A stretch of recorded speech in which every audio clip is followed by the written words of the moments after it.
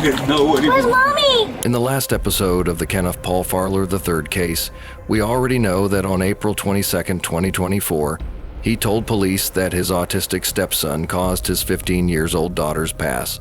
But now he will soon realize that no one believed him.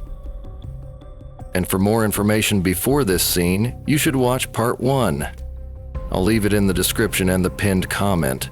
Okay, let's get started. Back at the body cam scene a little bit, before that confession, the tone flips in an instant. Kenny hugged her. He's not just breaking the news to a 5-year-old, he's repeating the lie that Wyatt, his autistic stepson, is responsible. Hi, Daddy. Oh, sorry, sweetheart. They gave me Doritos.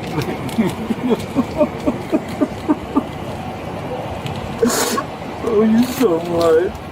I love you too, Daddy. Chipper's gone, baby. Chipper's gone. She's dead, baby.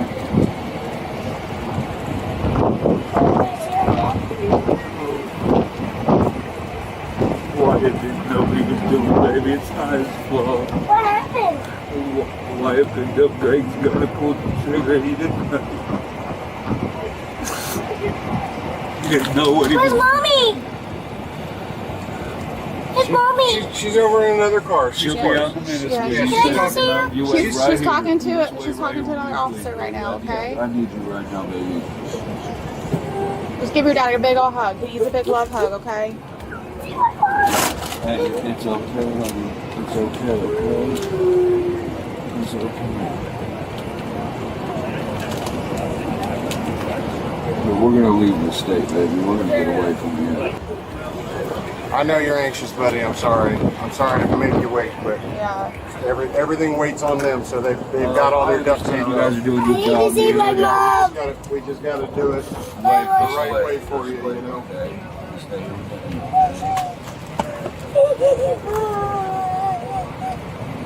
I think they're going back to talk to your mommy real What quick. is this always to Grandma? No, you need to just stay right here, okay? Stay with Daddy. You're helping your daddy a whole lot. Please, calm down. Oh, God, this is going to be so hard. My poor baby. My poor baby. We got to stay strong, man. You're good. We have to stay strong. In the interrogation room, detectives lay it out. They've talked to Greg, they've talked to Jennifer. The room layout doesn't match his story. The gun ownership doesn't match his story. Then the detective says what everyone watching is thinking. It's bull to pin this on an autistic child who had nothing to do with this. Do what? You heard exactly what I said. I'm giving you the opportunity right now to come clean about what actually happened, because I know what happened. And you tell me what happened. No, that's your job to do, to tell me, because you couldn't keep your story straight. You already lied to me about the shotgun. You lied to me about the rooms. I lied to you about the shotgun because I'm the felon. I shouldn't have a shotgun. You're right, you shouldn't have. But now, let's be honest about the rest of the story. He is my son. I've raised him. And you're willing to do this to him? Do this to him? Yeah, It ain't his fault. you're right. Because he never had the shotgun, you did. Kendra even told you to put it down. It's time to be a man. Admit what happened. I already told you where your wife's at. She was sitting in the room right next to you over there. We just got done talking to her. She was placed right back in the room right next door to you before we brought you out. That's where she's at. And you're telling me she said I did this? Absolutely.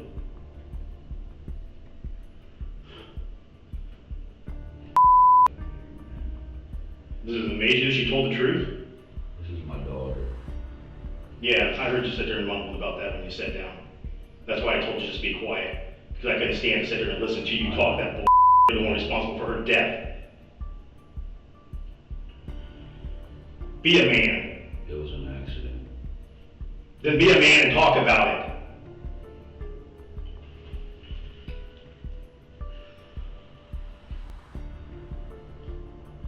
It's so hard. Under pressure, Kenny shifts the story again. It's so hard. I imagine it is. But you can't do this to... That kid has a hard enough life already. Not allowed for him to walk around people thinking that he's responsible for this.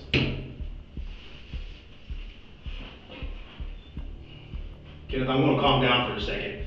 All right? I know it's hard, and believe me, it pisses me off to no end. But you need to just be a man and be honest about what happened. When I was ejecting the shells, nothing came out. Nothing. So you were like racking the shot, what they call racking the shotgun? So like, Eject the shells out of it. and nothing was coming out? Nothing came out of it. Nothing came out when I did it. And the last time I put it forward, it went off. And it hit Kendra?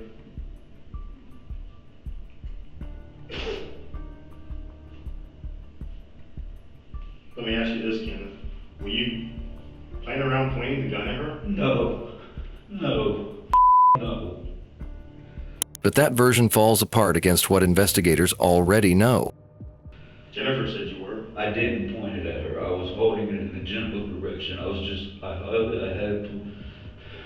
She said you were messing with her and Kendra was telling you to put the gun down. No, that's not true. That is not true. Why would she say that?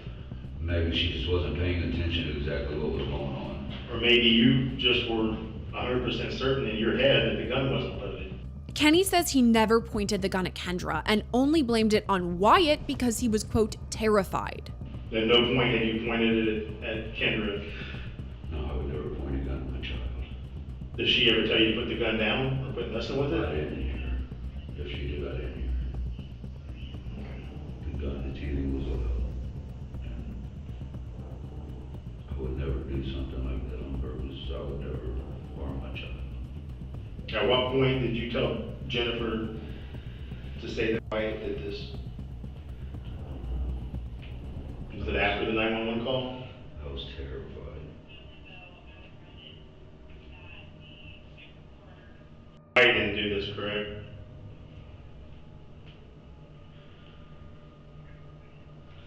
Kenneth? That's why police and prosecutors later said plainly, this was not an accident. Behind the scenes, Jennifer finally stops protecting him and tells detectives the truth, that Kenny was the one handling the shotgun and that Wyatt never fired it. The emotional weight of this case doesn't come just from the loss of little girl life, but from the betrayal of responsibility at every step. What I can take from this story: maybe if you are legally barred from owning guns, there is a reason, and stop using it. Even if you can use it, then basic gun safety is not optional, not something to be handled casually or, quotes, played with. And for the father, blaming a vulnerable child doesn't just mislead police. It risks destroying that child's future, trust, and mental health, on top of the grief he's already facing. And yes, every lie after that just added more weight when the truth finally came out. After the shooting, Kenny was indicted on involuntary manslaughter, reckless homicide, endangering children, and 12 counts of having weapons under disability. In April 2025, he pleaded guilty to those charges instead of going to trial. On May 14, 2025, a Montgomery County judge sentenced Kenneth Paul Farler III, then 39, to the maximum, 23 to 28.5 years in prison on the Kendra case, plus another 1.5 years after his probation for cocaine trafficking was revoked, for a total of roughly 24.5 to 28.5 years behind bars. Prosecutor Matt Heck has some words on this. He said Kenneth had been arrested around 40 times in 20 years and should never have been anywhere near a firearm. calling Kendra a completely innocent 15-year-old girl whose life was taken by her own father. He should not have firearms. That's the craziest thing. You know, as long as he's out, he really should not have been out. But as long as he is out, he's gonna, you know, he can get access to things like that. I mean, you can buy firearms on the streets. You can buy firearms, you know, pretty much anywhere illegally. Dayton police say this shooting was not an accident. Every time a probationer comes into the office, the first thing they have to do is update their address, show them where they're living, and you know, provide proof of that. And with technology today, it's very easy to verify a lot of that information. Kendra doesn't get a second chance. Little Piper and Wyatt have to live with what they saw, what they were told, and what they eventually learned was true. Kenny will grow old in prison with decades to think about one afternoon in that upstairs room. I've seen so many ugly things out there, and she doesn't deserve that. And I just want her to be treated fair. If she did something wrong, yes, pay for it, but I don't want her to be out there as like the, you know, I'm making a case on her. What am I trying to say? You know, hanging her out. You know, she doesn't deserve anything more than what she should be getting. I don't know. I just want her to be treated fair. I want her to be safe. We don't know anything about what happened. We don't have any information. You know, my daughter's a veteran of the Air Force, served with distinction for 6 years in the intelligence community. This is all really very shocking and overwhelming. And I'd appreciate it if y'all give us a little space and kind of, we're going to make some statements when it's appropriate. We're working with her attorney. And you know, we just don't have a statement right now. We're just here to support our daughter. You know, we love her. She's a good person. She's got a lot of friends here in Augusta. She's dedicated, you know, to trying to make the world a better place. And you know, that's all I can do. So, yeah. She's our daughter, and we love her and support her. And, you know, I know my daughter. She's a patriot. She served with distinction. In one of the highest classified jobs in the Air Force, and you know, she did that and was proud to do it. She turned down a full ride scholarship to college to join the Air Force. You know, so she's not what's being portrayed on social media. You're completely blind. She's a good girl. Yes, absolutely. As far as the allegations, I can't speak to that. I don't know anything about that. Whether she did it, you know, whatever they're alleging that she did. I haven't had a chance to talk with her about that. Finally, this video is created for educational, informational, and documentary purposes only. It is based on publicly available records, verified reporting, and official statements from law enforcement and the courts. Nothing in this video should be interpreted as legal guidance, personal advice, or a call to action of any kind.